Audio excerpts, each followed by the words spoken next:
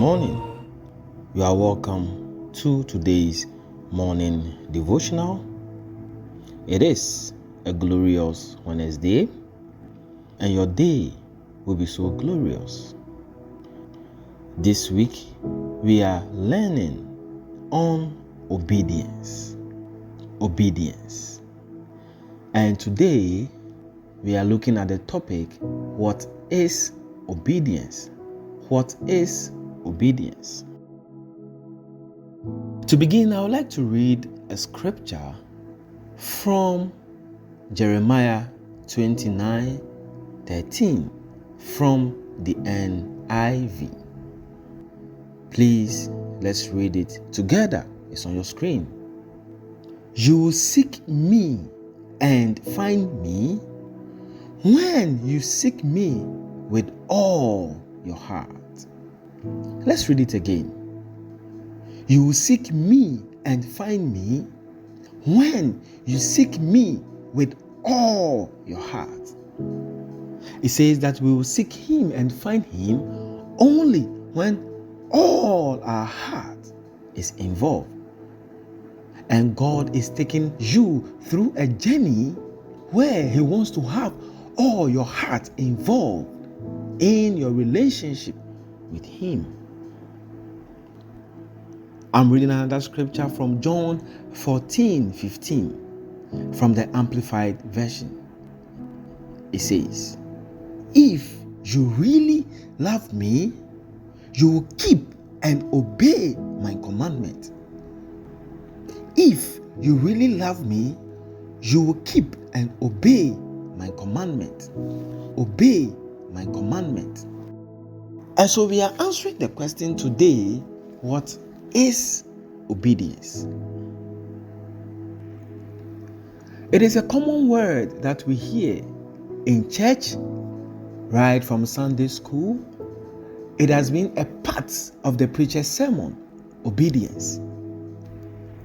And of course, it is one of the main requirements that God has for us if we really want to walk with him. Obedience. The first thing I would like you to know about obedience is that obedience is a choice. Obedience is a choice.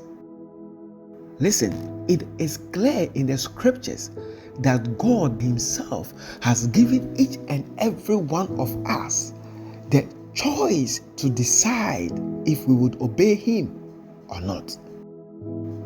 One day God told the people that I've laid before you life and death. Choose which path you will go. He said, but I will advise that you will choose life. Isn't that a power of choice? And so obedience is a choice. And I would like you to know that in your walk with God, God has given you the choice to obey or not to obey him. The second thing I would like you to know about obedience is that God will require you to obey when he knows that you know what is right. That is, you know the right from the wrong. In the book of Acts, Bible said that in the time of your ignorance, God overlooked. But now, he is requesting obedience from you. So you see, as soon as God knows that you know what is right and what is not right, there is a demand on you to obey. Let me ask you a question. What do you decide anytime you come to the crossroad to either obey or not to obey? That power of your choice. What does it lead you into? And how do you live your life? The third thing that I would like you to know is that obedience is submission. Is submission. If you yourself, you don't accept in your heart to submit to somebody, you cannot obey the person. And submission is by itself a choice. We don't want to become like others who choose their own way and walking in their own path. No. It's about time that we forgo our will. Submission to God. Submission to God.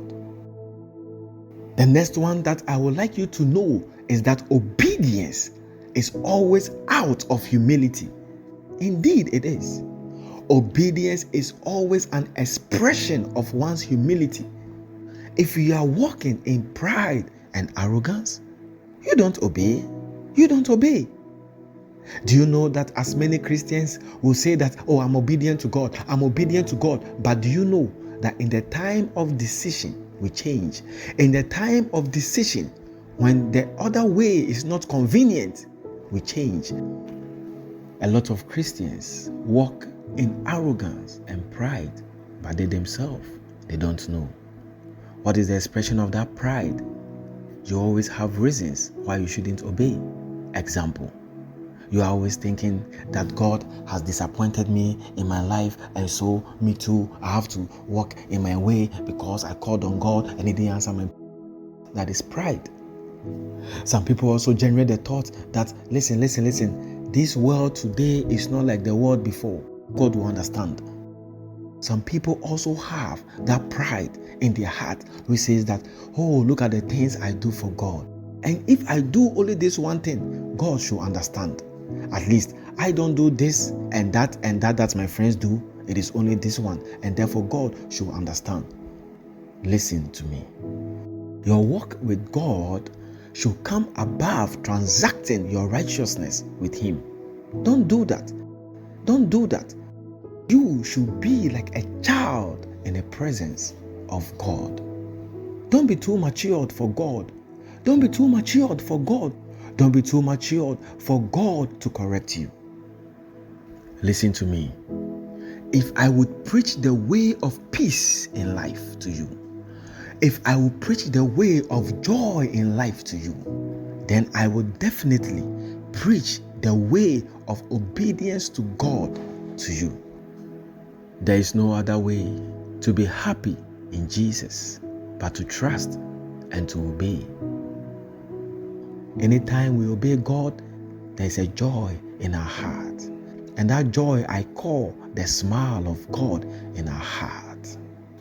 I would like you to sit down and think about your life. The point in your life where your obedience is lacking. And that is what God is requiring.